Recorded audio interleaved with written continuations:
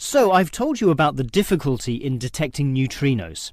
They are tiny, virtually weightless, have no electric charge, and hardly interact with anything at all. Yet we can detect them, and to see how, let's consider the Sudbury Installation once again. The detector there consists of a spherical container filled with heavy water.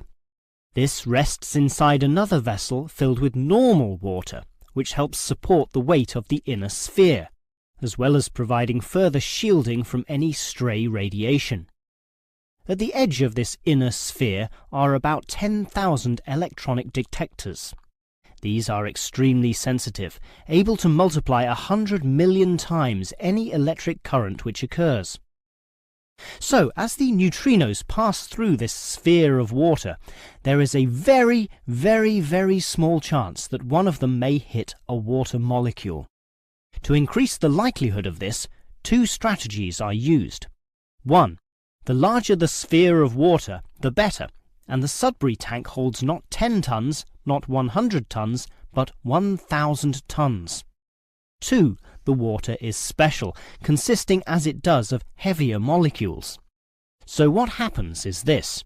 If the neutrino hits the water molecule, the neutrino is absorbed, but the molecule itself splits apart, producing a tiny electric current.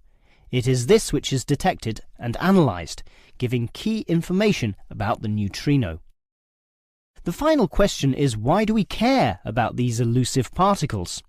Well, just think. They can pass right through the core of our Sun at the speed of light without being affected or losing strength. No other form of radiation can do that, meaning that the knowledge we get about neutrinos can help us to control them. With this ability, we can probe the center of our Earth, the inner layers of our Sun, and the outer limits of our solar system.